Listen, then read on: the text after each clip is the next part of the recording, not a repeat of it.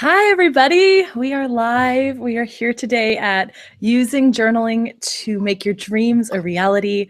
I am Lauren Marie Fleming, and I'm here with Monique Malcolm, and we are so excited to have you today.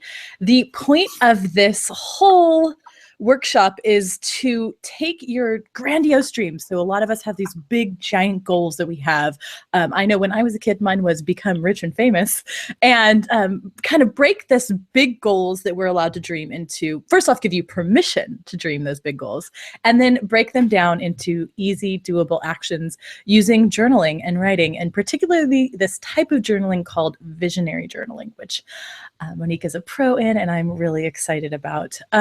If you are on the live page, down below, you can see that we have a chat box, and you can ask us questions that you have at any time, and we'll answer them live, and we'll also have a Q&A session for the last 15 minutes of this hour-long webinar. And above that chat box, you'll see the bonus deal that we've put together for all the people that are attending this workshop. It is my Journal Through It course for $200 off, which is 50% off the course. And you get Monique's Visionary Journal, which I use every single day. I have mine here. I take it with me everywhere. I love it. So we put those together so you have $265 value. And if you want to take advantage of that, there is a link below, and that offer expires in 48 hours. So let's get started. Monique, tell us a little bit about you and journaling and your visionary journal and where you are in all of this. Hey guys, so as Lauren said, I'm Monique Malcolm, and I am really big about getting things done. So I talk a lot about execution and planning and getting all of your ideas out and making them happen. And part of my process is journaling, writing down things, brain dumping. I am a huge believer in you don't need all of these things hanging around in your head all of the time. You need to get them out on paper and then figure out what to do with them. So a lot of what I do with my visionary journal, I use it as a space for planning. It's a resource spot. It's my vision board. All of that is wrapped up into one place. I feel like it just makes all of the pieces that you have floating around in your mind, whether they're big, grandiose plans or wishful thinking type things, it just gives you just a centralized place to put them. And I feel like with journaling, you can do things and figure out so many, the answers to some of the problems and things that you have pinging around in your head if you get them out on paper and digest them and figure out what you want to do with them from there. So I am really excited to share with you guys my personal journaling techniques, different things that I do, how I build that into my schedule, and answer your questions. Can you show us your visionary journal? I'd love for you to show that off to people. So there's currently 2 versions. So I did a Kickstarter the end of last year. And so Lauren has the black one, which is the original style. I like the and black I style. Have, I do too. It's one of my favorite things. And then I have the Galaxy version because, keep chasing the stars. I'm really big on that.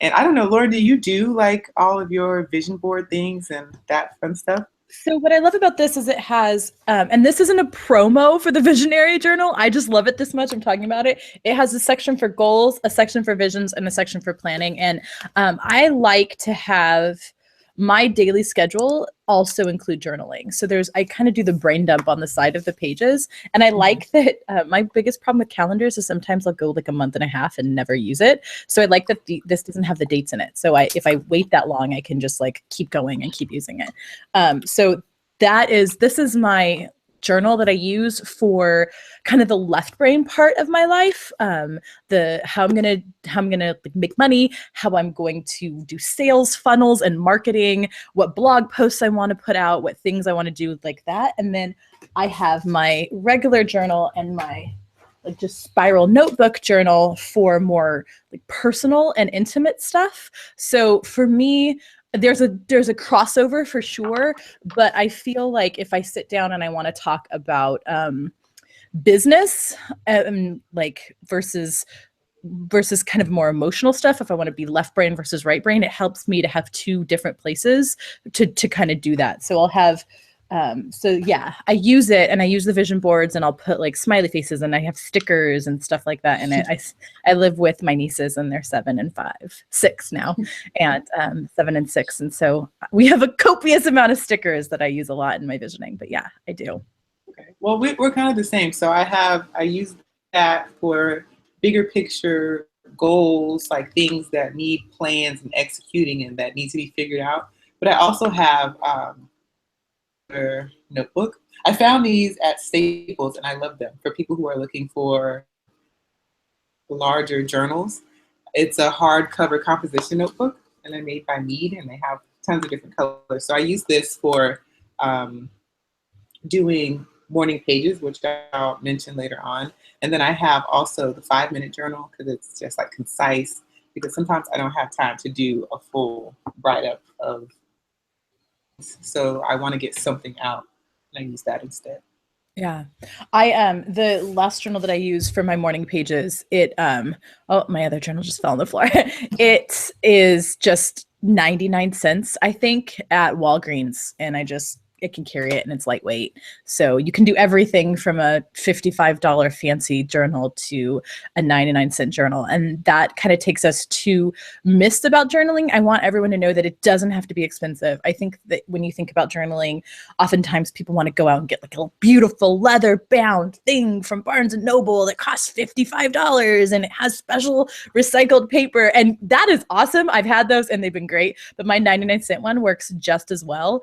I really like something kind of in between, and I'm going to have to stand up for a second and get it because it just fell over, and I'm a big klutz like that. But I love these. I make them on my site. I have a bunch of different options that I have on my site, and I love it because they're it's small and compact, and then they have white pages, so I can color and I can doodle.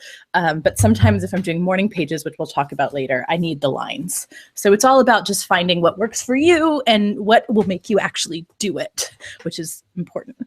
So I want to get into some myths about journaling. One, that it's time consuming. I think a lot of people think that it's time consuming, that it takes forever. I love that you just talked about the 5-minute journal. Can you tell us more about how that saves you time?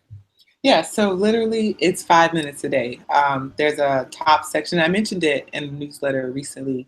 So, it's a couple of quick things. And you don't even have to get a 5-minute journal to do it. You can just get a blank notebook. So it's gratitude. So daily gratitude, things that you're grateful for in the morning. 3, setting an intention for the day. So 3 things that would make the day great. Then an affirmation. So whatever that is, I always like to write, my favorite one is I am a miracle magnet and I am confident and comfortable in my own lane. And then, I like so that. that's I'm a the morning miracle portion. magnet. That's a good, I'm a miracle that's a magnet. good mantra. And then the evening portion is just 3 things that went well that day and how could you make the day better? And that is it. It can go on one page. And if you just write it in a notebook, you can probably get several days worth on a page. And it's simple. It's the same thing every day. They have little quotes at the top. And I got this from Amazon.com. It's literally called the 5-minute journal. But I like this because I know a lot of people time is a big thing for people when it comes to journaling. A lot of people want to know, when do you do it? How do you schedule it? I'm really big on, if it's important to you, then you build it into your schedule. So 5 minutes is not hard for me to build that into my schedule and my morning routine in the morning. But my morning is very regimented from the time I get up to eat, to go and run or lift weights, whatever I'm doing that day, making sure I have time to meditate and making sure that I have time to journal. So if it's 5 minutes, if that's all I can squeeze in, then I'm perfectly fine with that because I can do that every day and it's not a stress and it's not a big deal. Like, you don't need, because it's 5 minutes for the entire day. So there's 2 different parts. So, if you just take 3 minutes, you can do that first part and you're done. Like, you journal for the day. And if you want to go back and reflect, you can see the different things that you said you're grateful for. You can see the different intentions that you set for yourself, some of the different affirmations you've written, and you've done that in just a few minutes every single day. That's amazing. I think the next myth that I'm going to talk about that you touched on a little bit is that journaling is something that you have to do every single day. I highly suggest it when you're kind of going through times that are rough and hard, but or if you're working on a book, if you're a writer and you're working on a particular project, journaling every day is really important, and can help kind of get that flow before you even start on that project. But I think it's just something regularly. So I tell people to think about it like therapy, or think about it like a routine. So you can either do it 5 minutes a day, or you can take an hour every other week or every week and really just write and write and write. And it's all about finding what works for you. I think that there's this pressure to journal every single day. And you know what? I don't journal every day. I don't. I'm a journaling expert. Like, I tell everyone how great journaling is all the time. And I don't even do it regularly. I just make sure that when I need it, I incorporate it into my routine. So when I'm working on a novel that's really hard, I journal about 6 pages a day, big, long, full pages. When I'm not, I have about 2 minutes that I just like jot stuff down. So if you're overwhelmed by the idea that you have to do this every day, you don't. Find a time, an hour every other week, 5 minutes every day, whatever works for you, and schedule it. That really helps having it actually in your calendar. But it's not something that you have to feel the pressure to do every day, or like you do it wrong. There's no wrong way to do this. I agree. I think you kind of touched on this as well. The next myth that I have, the third myth, is that journaling is just writing. And I think your vision boards and your visionary journal kind of opened my mind to this idea that, oh yeah, like vision boards is a type of journaling, and doodling can be a type of journaling. And there's just so many different types of journaling. So yeah, we'll get into the different types later, but I wanted to kind of dispel that myth before we start that you have to write. Also, that it's hippy dippy or new age. I have a lot of people be like, writing is only for people who want to get in touch with their like spiritual side, and I'm not spiritual, so I shouldn't write. Or I'm not a writer. That's another thing. So I don't need to journal. And I think that those are myths that anyone for any reason on any topic with any financial ability can journal, which is one of the reasons why I love it. I feel like it's the cheapest therapy you can buy. It's And like I your agree. life coach too, your therapist and your life coach all in one. I agree. I think people put too much pressure on it, and they make it harder than it needs to be. And it's one of those things that you just start, and you can write as little or as much as you want. I know some people who literally just at the end of every day, they just write down 3 things that they accomplished that day. And that's how they journal. And that's perfectly fine, because you get to see how well you you're progressing over time. Like you'll see changes, and I think it's a really good practice if you just jot down like things that you accomplished, even if it was just once a week. Because at the end of the month, you have a whole list of stuff that you finished, and a lot of times we don't even pay attention to how much we're actually getting done or what we're accomplishing, because time just goes by. I mean, life is happening quickly, and so it's a really great way and simple way to reflect on like how well you're doing. Pat yourself So on the back. so what is journaling to you then? So I kind of like to look at when I name things, I'm really big on using thesauruses and using dictionaries. So when I think about journaling, it's just a daily record of events that have happened. So whether they're events that have happened in your mind, if they're events that happened at work, wherever, it's just a daily record of like a daily log of events. So when I think about it in those terms, it doesn't have to be something huge and complicated. You're just recording what's going on in your mind or what's going on in your life, kind of wherever you are at that point. You're just writing it down. You can decide to read it. You can just write something every day and not even go back to it. But you're just recording what's currently happening in your life. And when you look at it like that, it's just a no pressure way to document what's going on. Great. I like that you were telling me earlier that it's kind of a way to make sense of the chaos in your mind. And I think that that's a really good way to put what journaling means to me and how it can help you make those dreams a reality. Because I feel like we have all this excitement energy around dreaming, and we have all of this fear that we get when we start dreaming too high, too big and too grand and too high, which is not actually possible, but we're told it is.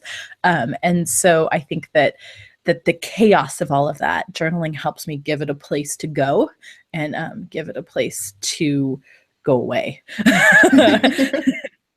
So let's talk about some of the ways in which journaling has made your dreams a reality. Let's talk about some of the dreams you've had that journaling has made come true. Well, I mean, what I do every day is like a huge dream come true. So I run a business.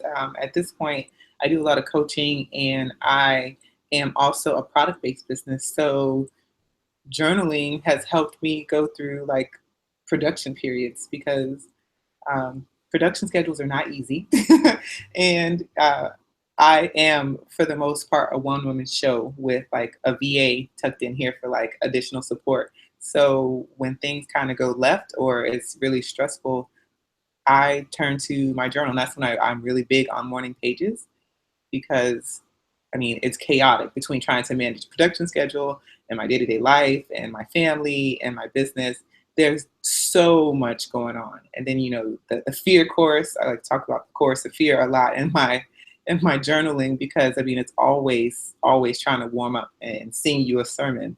So it's really one of the biggest catalysts behind me being able to push through and get the things done and put the things and products out into the world that I want to see. Because without it, I mean, nothing would get done because I would be too afraid to do it. Yeah. Are there any specific situations in which you feel like you wouldn't have gotten through it without journaling? um, all the time. You know, I talk, not so much now, but when my brother passed away, I found that journaling was a really great outlet for me. Just because the way that things kind of progressed and happened, all the stuff you have to take care of and do while you're grieving, to make sense of it all.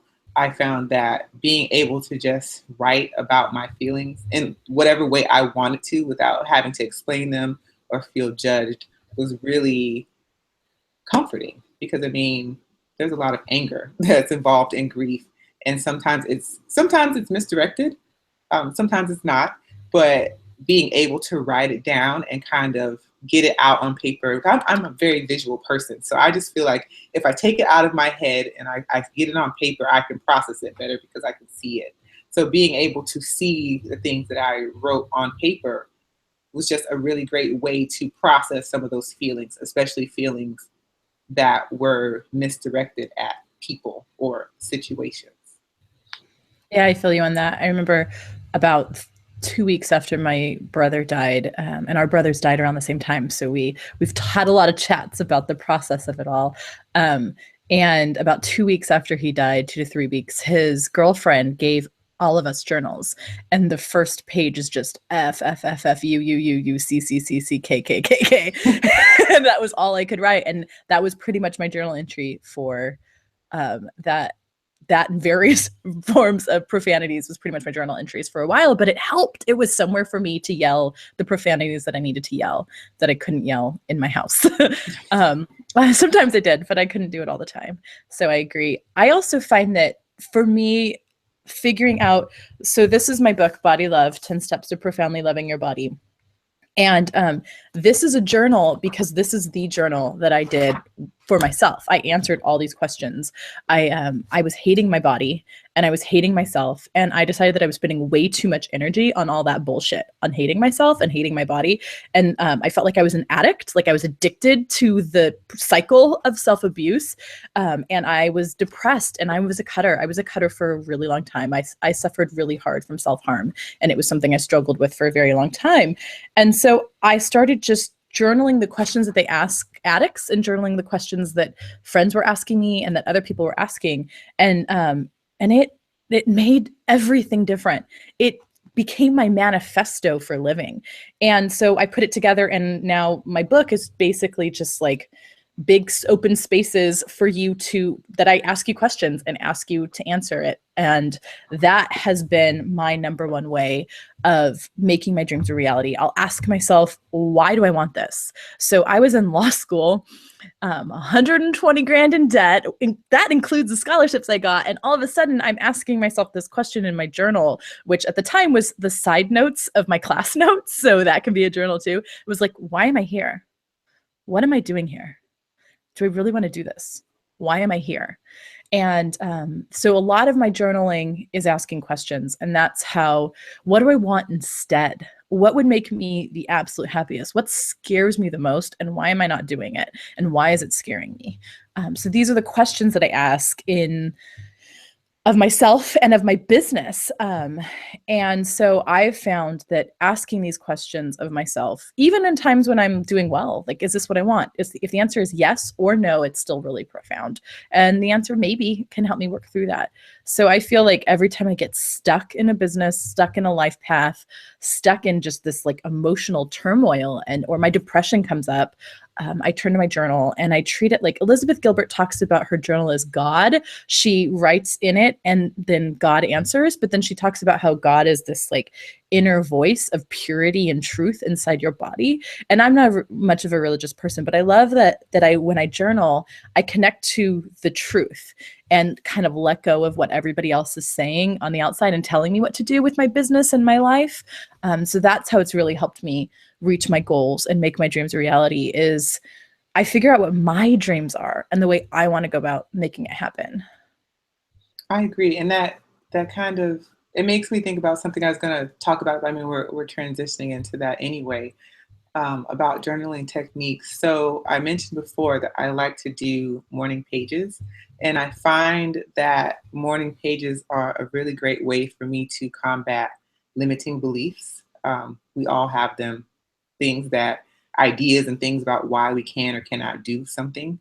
And I find that just being able to just write uninterrupted and just stream of consciousness writing always triggers like subtle beliefs that I find myself needing to kind of question and then answer. Like why, a really good example was when I was doing that Kickstarter. I mean, that was like a 30-day period. I needed to raise $15,000, and I was really freaked out about that. But I did a lot of journaling in that period of time, writing down like why this is possible for me instead of like focusing on like the negative, like, is this going to happen? Like, why it should happen, why it would be beneficial to other people to happen, like reasons why it's totally going to happen because, and just listing out like all of these things because you will find after a bit of time when you're writing those quiet thoughts, like you said, about Elizabeth Gilbert and like that inner voice, like some of these quiet thoughts will start coming to you and you'll realize you are holding on to beliefs that you don't even know where they really came from. And like, do they really belong to you?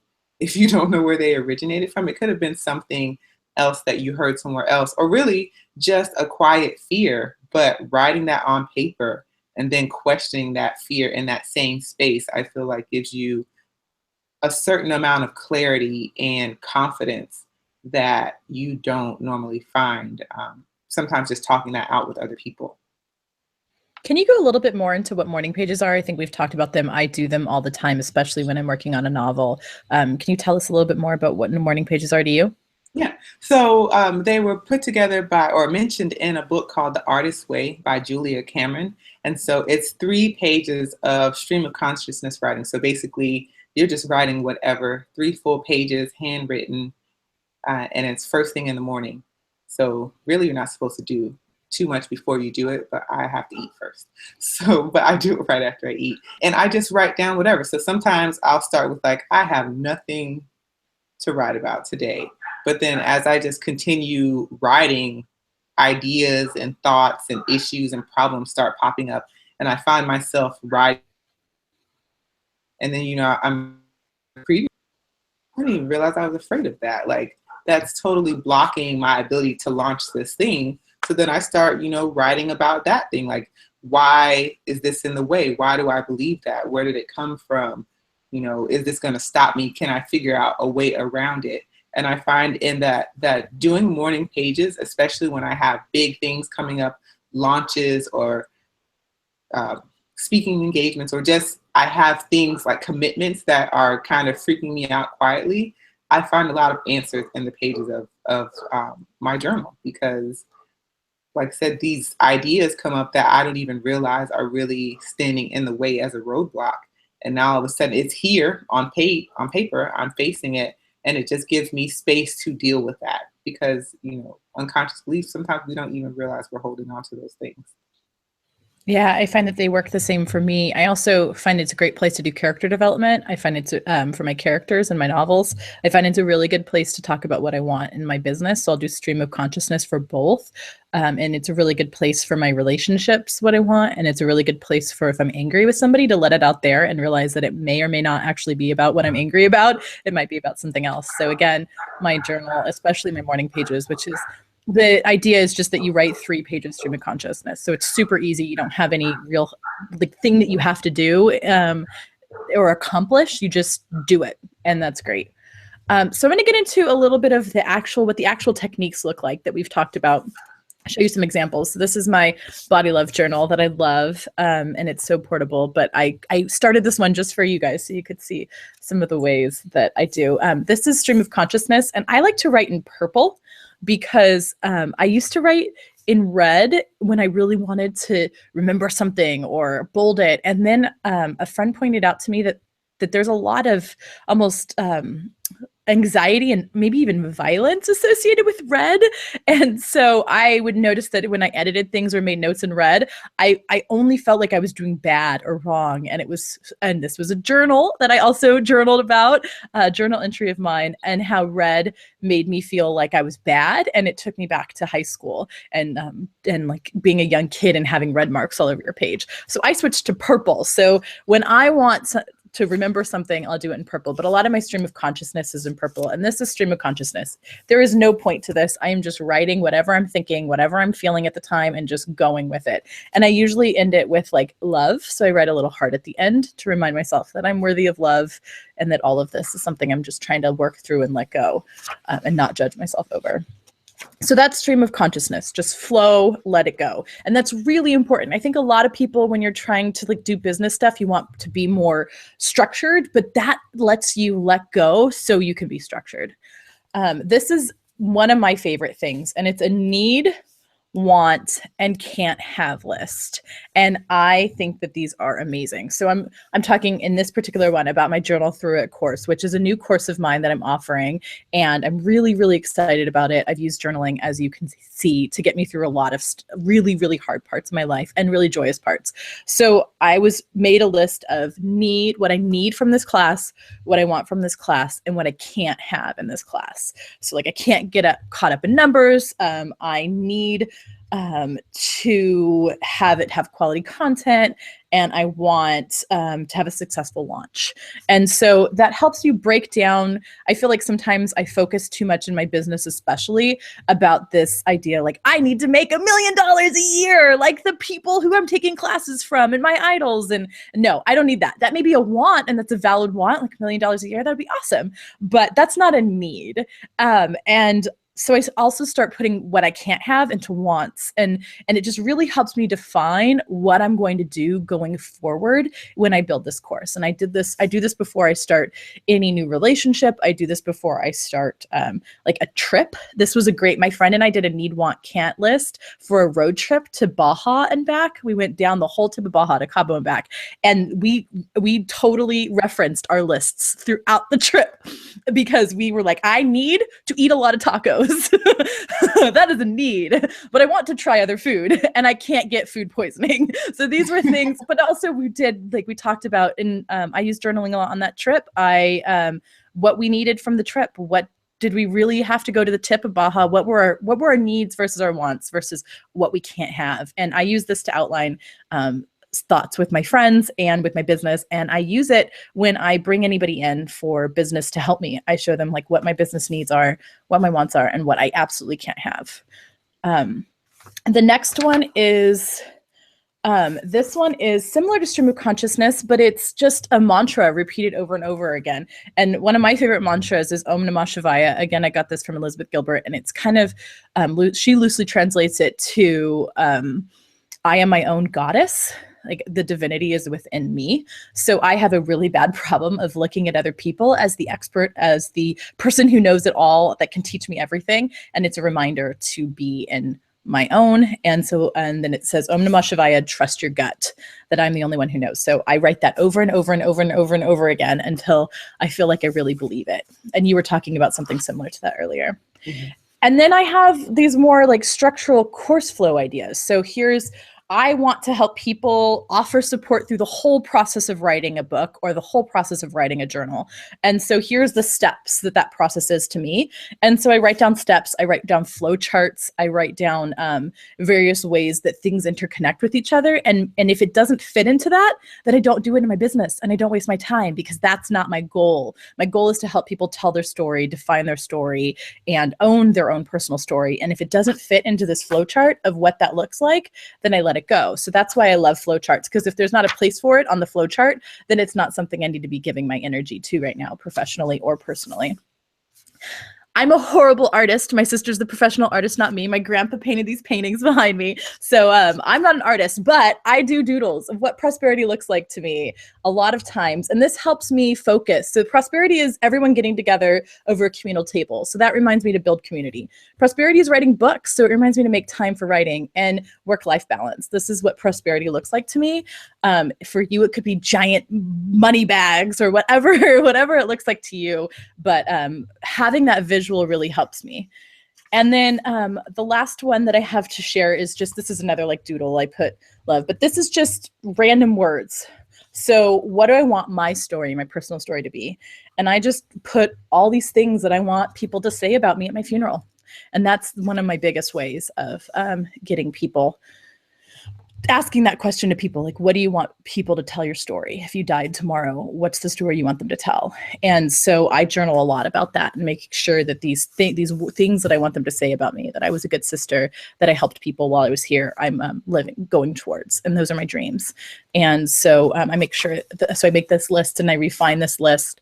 And that's a really special one for me. Just a word. You don't even have to write. You can just like make a list of words, kind of in a word cloud too. So yeah, those are the various types of journaling that I use to make my dreams a reality. I have some other forms that I use, like this one, the Stream of Conscious Morning Pages. That is mostly what I use for helping with therapeutic type stuff. We had somebody ask a question: how do you keep stream of consciousness brain dump journaling from turning into obsessive anxiety spirals? That's a good question. Monique, you want to answer that one? Sometimes they do turn into obsessive anxiety spirals. As I mentioned before, when I do a lot of stream of consciousness writing, technically, you're not supposed to go back. You're not really supposed to go back and read it, because it is a stream of consciousness, so you just kind of do it and move on. But I do go back and skim a lot. And I skim a lot while I'm writing, because like I said, I like to question the issues that pop up, because why did they pop up? Like, why now at this point did I realize like something is freaking me out and I didn't realize that a week ago? So to kind of stop it from turning into an obsessive thing, I go back and I start turning some of those issues that come out, I turn them questions, and I combat them with, why is this true? Well, I mean, why is this not true? So making those issues into like kind of like debunking them.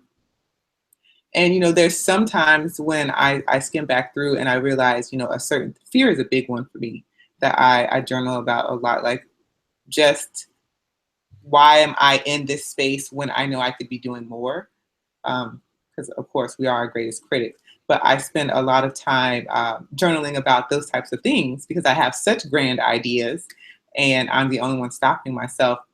But there are times where I will realize that you spent the last 2 weeks talking about this. So I do kind of direct my stream of consciousness writing to like, how are you going to fix this? Because you cannot spend another 2 weeks writing about this same thing, like you beat that dead horse.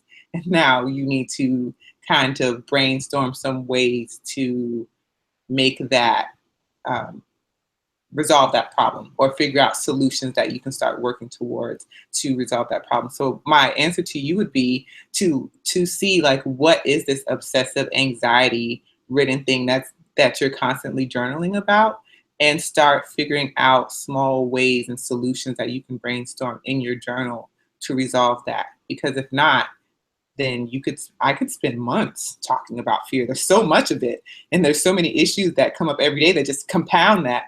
But I don't want to stay in that space, because I feel like after a while, it's not productive anymore. Like it's like the person who knows like you're allergic to shellfish now, so you can't eat any more shrimp, but you keep eating it. It's like you have to stop at some point because you just know you can't do that anymore, and you have to figure out something else. So that's how I would do that.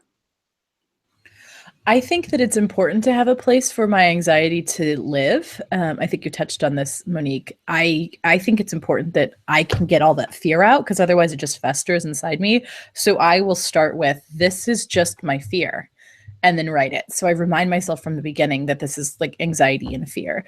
One of the other things I do is, if I have this long spewing anxiety, at the end of it, I'll ask myself the question, what's one small step towards joy that I could take to fix this? Or what's one small step I could take to fix this anxiety or to make this situation better? And then I'll journal on that afterwards. So I'll let myself just dump it all out because it needs a place to go. But then I'll ask myself a question. So what's one small thing I can do to make this better? Or what's one small step towards joy, or what's one like pleasure or decadent thing that I could do that would delight me and make this situation better? And then I answer that question, and then I make myself go do it. That's the question. That's the hard part. Speaking of making yourself do it, how do you make time for journaling? We talked a little bit about scheduling, but what are some of the other tips that you have for making time for journaling? And what do you do when you just don't feel like it? Honestly, if I just really, really don't feel like it, I just don't. I'm at a place in my life where I just don't do things that I don't invest my time in stuff that I just don't want to. So, I mean, like we said, there's no right or wrong. Is it great if you can do it every day? Yes. But also, if you were pressed for time, or, you just couldn't, you didn't want to, release that guilt. We carry a lot of like self-created guilt over these arbitrary timelines and things that we put on ourselves. And so I have learned, like, I just can't feel bad about that. I didn't write that today. Fine. Maybe I'll get to it tomorrow and it'll be fine. It's not going to be the end of the world. As far as making time, I try to build in time wherever I can. So sometimes, I mean, this is not necessarily journaling, but I don't like to tell people to multitask, but sometimes there are instances when you can. So if I know my day is going to be kind of packed, it takes me forever to eat this healthy cereal that I eat because it's like full of whole grains. So while I'm waiting like for the milk to soften the cereal, I just try to do the 5-minute journal really quickly then, because I mean, I'm getting ready to eat, but I'm not quite ready. But I also don't have anything to do. It doesn't make sense to walk away from the table. So maybe I'll grab a few minutes then and write then. But for me, the big one is just scheduling as a part of my morning routine. Like, I feel better when my thoughts are out and I've meditated, but I just build that into my morning routine. And I know some people don't want to wake up earlier. That's fine.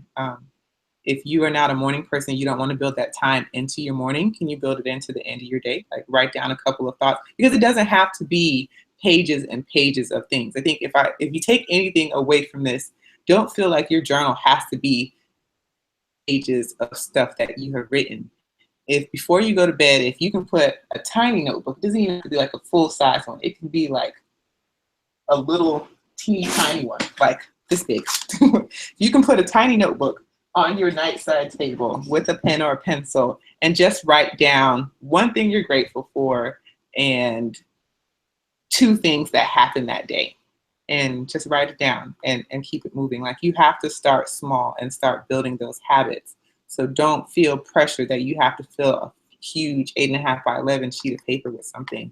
It can be something tiny. I mean, even if you just got to the gratitude piece, like, I am grateful that I have a warm bed to sleep in tonight and it's safe. Write that down and, just move on. And as you get better and you feel like you like it more, then create more time for it. We talk a lot about journaling as pen and paper. And one of the reasons I talk about that is because there are studies that show that when you write something down physically, the physical act of it, you remember it more than typing, and it does something more for your mind than typing.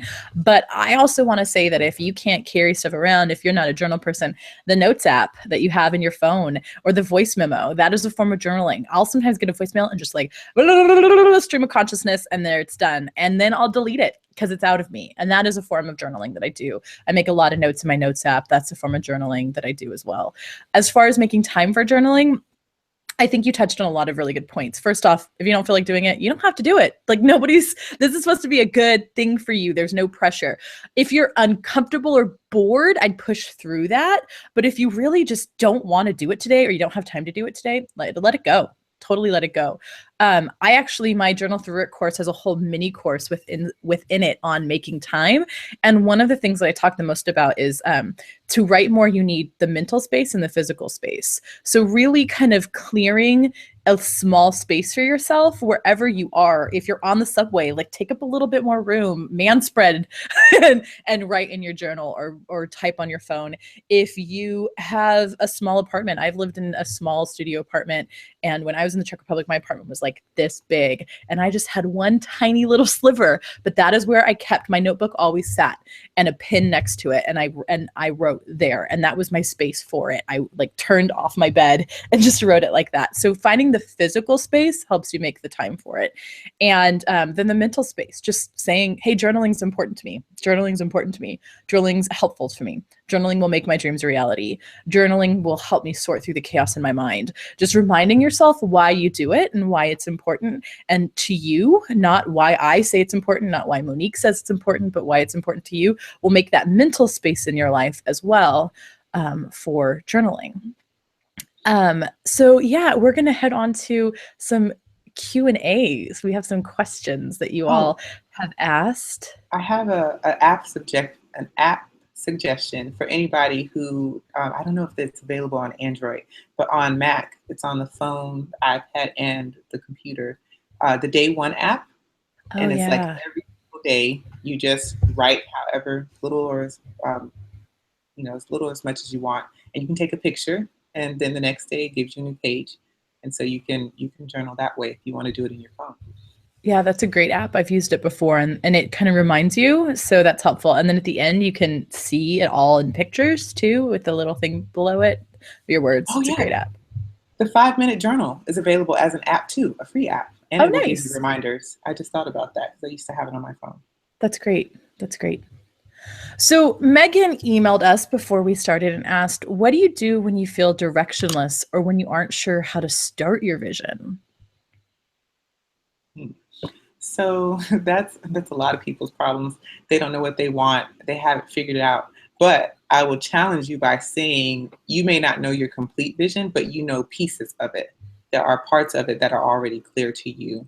So my suggestion is to not focus on the big picture at that point, maybe bring it in a little bit and start working towards the pieces that you're already sure about. So, maybe you haven't decided that you want to write an entire poetry book, but you have an idea for a single poem and start there. Do that one piece. But don't feel like everything has to come together at one time, because oftentimes it doesn't. I tell people this all the time. Even though I create vision boards, I don't finish them at the beginning of the year because I want space for things to change. And as stuff kind of shifts, I want to be able to add that. So I stick to the parts that I'm really sure about, that I know these are things that I'm working on, but still allow space for other stuff to happen in the meantime. That's great. I start with stream of consciousness, asking myself the question, what do you want? And sometimes things will come out like that. And I think you're right. I think people know, they have like this little tiny seed that hasn't quite grown yet, but they know what they want to plant. So they have an idea, and journaling helps you connect with that. But if you don't, try. So when I was in law school, I was like, oh, this isn't working. Shoot. What next? So I'd be like, what do I want to be? Do I want to be an astronaut? I started kind of like way out in left field for me. There's no way I'm going to ever be an astronaut. I get motion sickness. So do I want to be an astronaut? No. Do I want to be a rock star? Maybe. What do I want to be? So I'd ask myself these questions, and then it hit like professional writer. And I was like, yeah, that's the big yes for me. And then from there I was like, what kind of writer? What do I want to write? What do I want to do?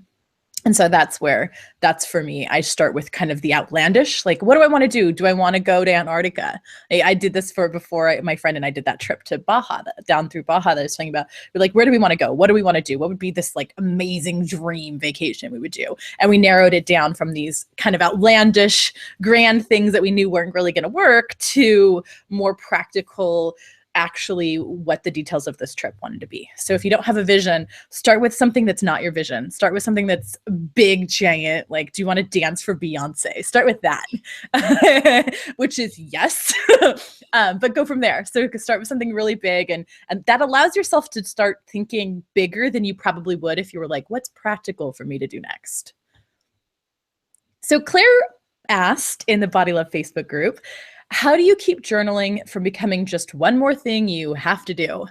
I have started so many journals and enjoyed it for a while, and then it becomes a minor source of guilt because I feel like I should be investing my time in them when I'm doing other things I enjoy, like reading, watching TV, etc.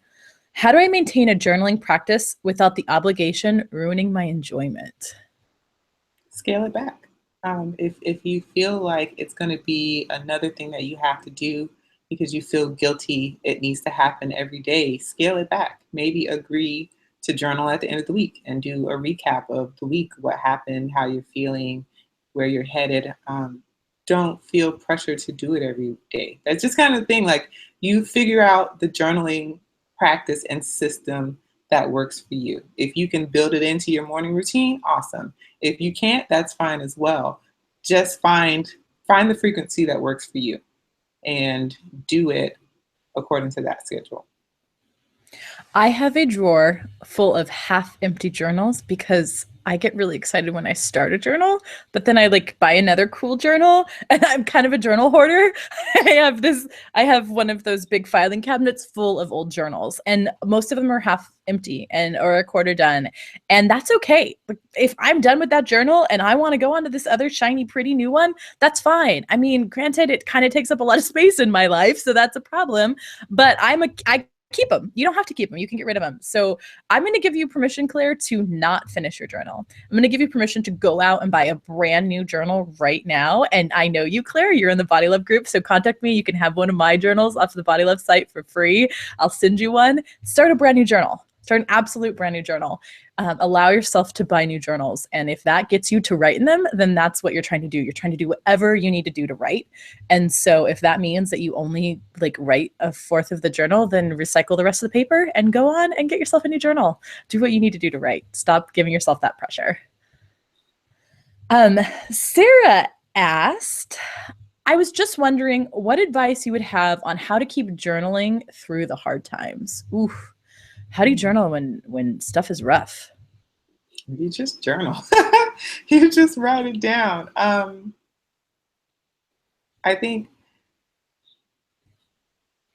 you just write it down. Like, you keep going, honestly. I mean, there's everybody's life has hills and peaks and valleys. So, it is nice to journal during the times where things are nice and shiny and we have lots of great things to report. But there's times when the reports aren't that great. I just say you keep journaling. You try to find the bright spot in what you're doing and how that makes you feel and focus on that.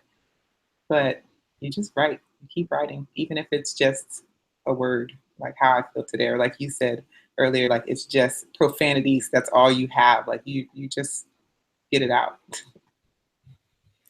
One of the things that helped me is I started thinking of journaling as something that was big and grand and took up time.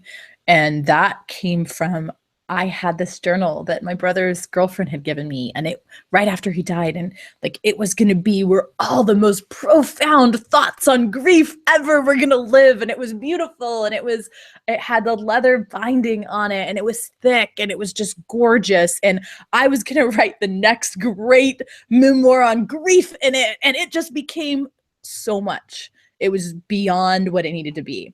And so I was at Walgreens one day and I picked up a 99-cent, like college ruled journal. I mean, not even journal, composition book, the kind that I used to use in high school. And I just started writing in it. And then I just kept writing in it. And I didn't tell myself I had to do 3 pages a day. I didn't tell myself that I had to do anything. I just carried it with me, and whenever I needed it, it was there.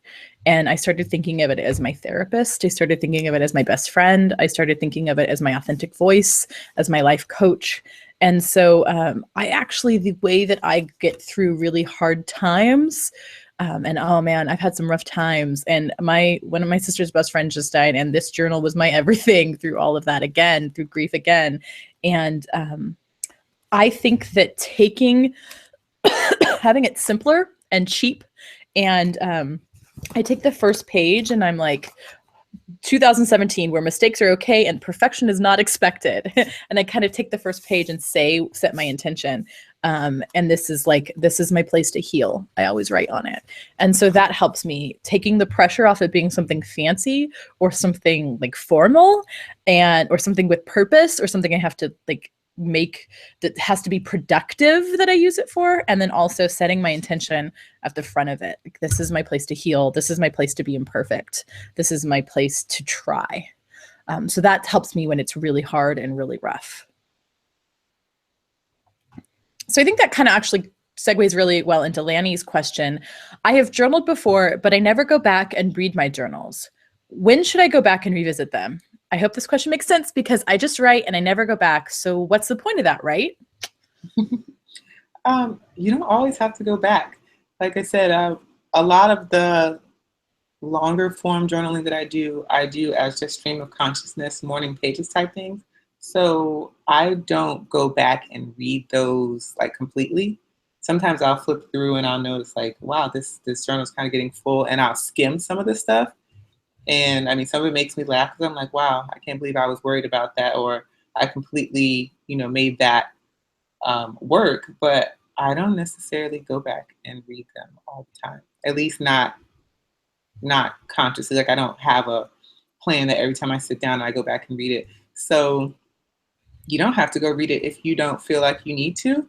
And what is the point if you never go back? Like, I like to use the way I journal as like problems, solution type things. I'm a fixer. I'm a person that I don't like to dwell in a problem too long. I want to figure out how to fix it and move on to the next thing. So I use my journal in that way a lot of times. So sometimes, I don't need to go back and read it because I've figured it out.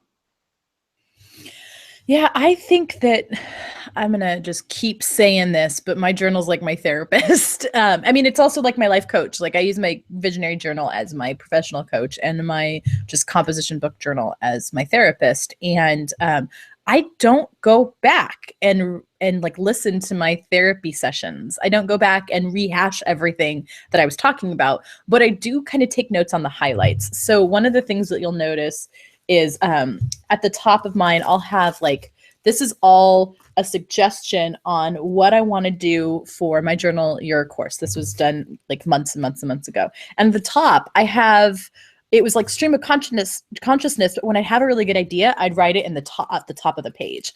And so I do that with all of my journals now. I allow myself to have stream of consciousness, but if there's something I want to remember, some really great idea I have on that, I write it at the top. So when I go back, I rarely ever actually read what I wrote, but I'll skim through the top of it to try to remember, oh, that was a really good idea. I should implement it. I love that idea. Let's implement it. Or I also keep a stack of Post-it notes next to me, and I'll write the idea or like the to-do on that and put it up on my wall. So I have like a bunch of Post-it notes that remind me of things on my wall, but I don't go back and read it. I go back and read kind of my to-do list journaling in the business world, but when I am just dumping, I don't read it. And I think that's kind of the point. The point isn't to read it. The point is to let it out. But I actually do go back and read it. That's a lie. I read mine from high school the other day, and that's amazing. I read mine from 6th grade when I had a crush on somebody who ended up being my best friend, and the first person that I came out to is gay. So he and I got a good chuckle out of that the other day. So I do go back and read it, but I try to allow myself at least a year. Some distance is important, or you're just like going down that anxiety spiral we talked about earlier. Okay, Oliver asked, will y'all talk a bit more about the role of journaling in confidence? I'm thinking about combating negative self-talk and imposter syndrome in particular when it comes to feeling qualified to achieve your goals. That's a Ooh. good one. So I think that, hold on, I'm trying to read it again. Yeah. You can read it again more. While you read it, I can answer that. I think that we've talked a little bit about it already, but I wanted to dig a little bit more into negative self-talk. So I have a lot of negative self-talk. I have borderline personality disorder, and what that means is that there's constantly a voice in my head telling me that I'm not good enough and that there's something fundamentally wrong with me.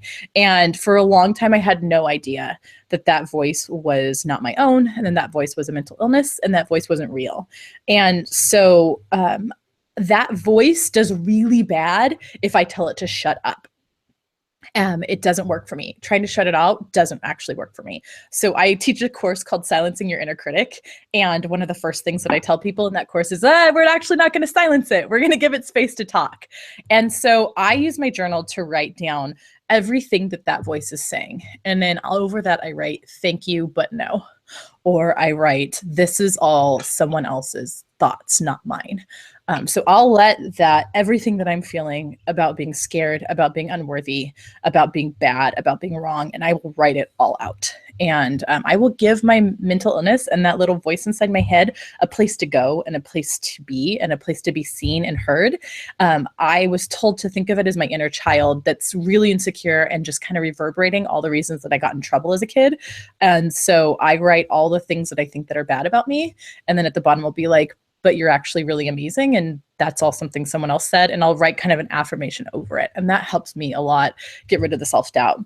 And then on the next page, I'll write everything that makes me actually accomplished, makes it me worthy, makes me gives me the accreditation. So for example, when I was getting ready for my journal through it course, I was like, well, what? I didn't take it. I don't have a degree in journaling. What right do I have? And I'm like, well, it's helped me through this. It's helped me through that. It's helped me battle my depression. It has helped me like get through my grief with my brother. I teach this workshop in person for the past 3 years with much great feedback. So I'd write much great. That's good. That's good writer talk there.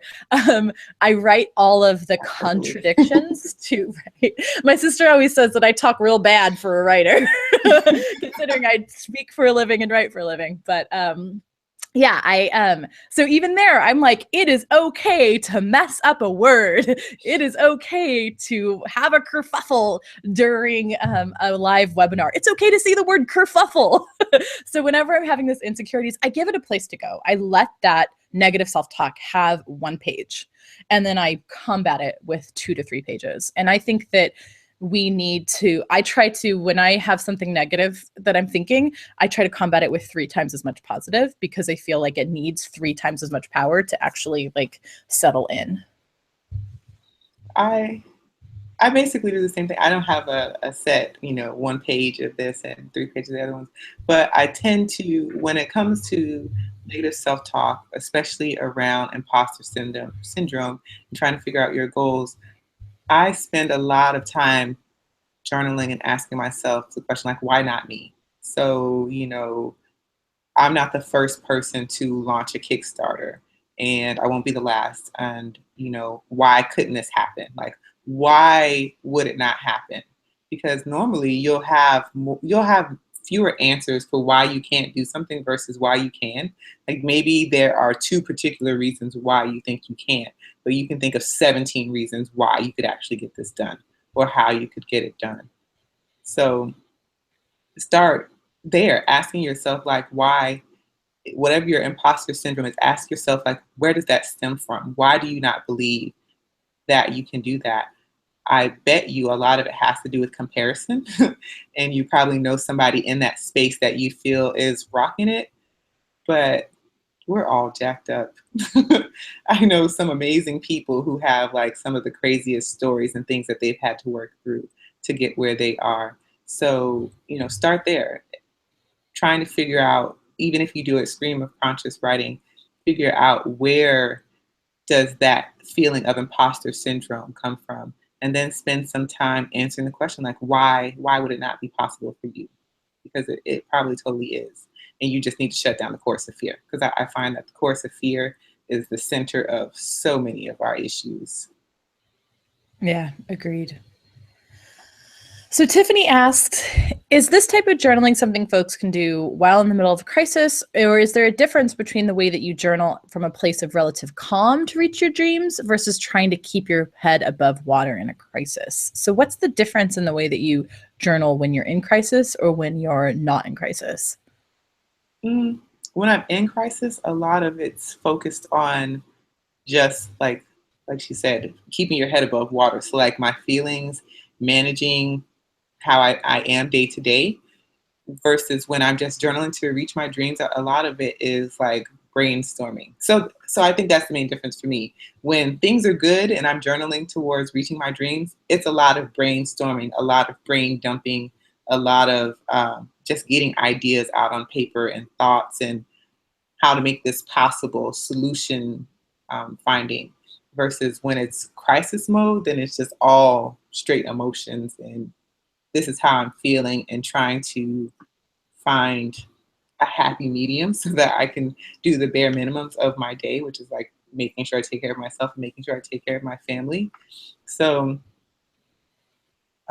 there is a definite distinction, and I don't really, I think I don't really pay it much attention while I'm in it, but thinking about it now, I do have two different ways that I journal depending on what's going on. Part of my journal through it course, I talk about the different styles and techniques that work well for the different parts of my life. So journaling when I feel like I have a new relationship and that new relationship energy is really overwhelmingly exciting. Or then the opposite, like what type do you do when the relationship's over and that's just depressing and heavy and weighted on you and really hard and you're trying to process it all and what went wrong. So there's different techniques that I use for different ones, different types of situations that come up. Am I doing a need, want, can't list for a new course, or am I doing a need, want, can't list for a new relationship? So I think that there's ways that you can use the same techniques, but I would go back and look at those techniques that we do and see what calls to you if you're in a crisis or if you're calm, and see which one you feel would be most beneficial to you. I feel like one of the things that I'm constantly having to deal with is whether or not I'm making the most of my life. I feel like life is short and life is precious. And when your 25-year-old brother dies in front of you, you really understand how short and precious life can be. And that happened to me. And there's this Mary Oliver quote that is, tell me what it is you plan to do with your one wild and precious life. And I just love that. Like, I'm going to ask you that again. Like, what do you plan to do with your one wild and precious life? And I feel like journaling is the key to answering that question, for me at least. And that's why I created my Journal Through It course, because I wanted to share the techniques that I've used to coming up with like what I want to do with my life. Why am I here? And what is my purpose? And what am I going to do with it? And how can I make the most out of it?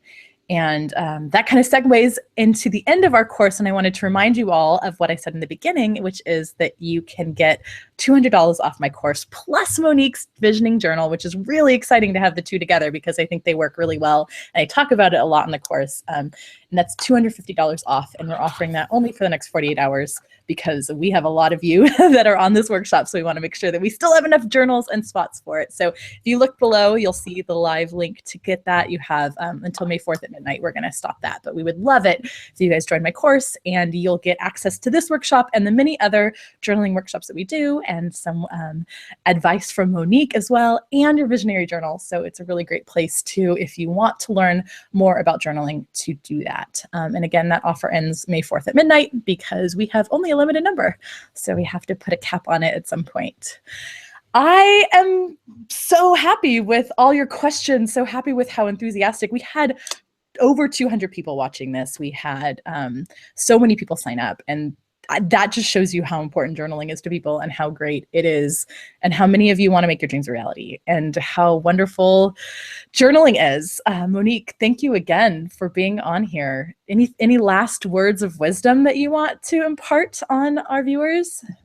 Just like Nikki, just do it. So grab a small notebook, a large notebook, whatever you have, your favorite pen, pencil, and just start writing something. Like, get started and don't put too much pressure. Like, don't have a ton of expectations about what you hope this to be. Just get started and see what floats to the surface. That's fabulous. I agree. Just do it. That's fabulous. Um, where can people find you if they want to hear more about you and your visionary journal and all the wonderful awesomeness that you do in life? Oh, you can find me online at keepchasingthestars.com and all social networks at Star Chasers Only. I mainly hang out on Instagram, so that's where you'll find me the most. But definitely my website, keepchasingthestars.com. And I also mostly hang out on on Instagram at Lauren Marie Fleming, and I also have an at Bawdy Love, BAWDYLOVE, if you're looking for some body positive motivational stuff. And yeah, if you are interested, I'm going to be doing a ton of workshops on journaling. I think it's important, so I'm going to be doing a lot more. And if you want to make sure that you are signed up for all of them and get to see all of them, and they'll all be free, you can go to laurenmariefleming.com and join my mailing list. Thank you, Monique, for such a wonderful, wonderful visionary journal, for the work that you do in the world, and for joining me today for this conversation. Well, it was my pleasure. Thank you for having me. Oh, I'd like to do one last promo before we go. My Bawdy Love podcast has a more in-depth conversation with the backstory behind Visionary Journal and behind Monique as well. So check out our conversation there if you would like to hear more about how we have used journaling in our lives. Bye, everybody. Thanks for joining.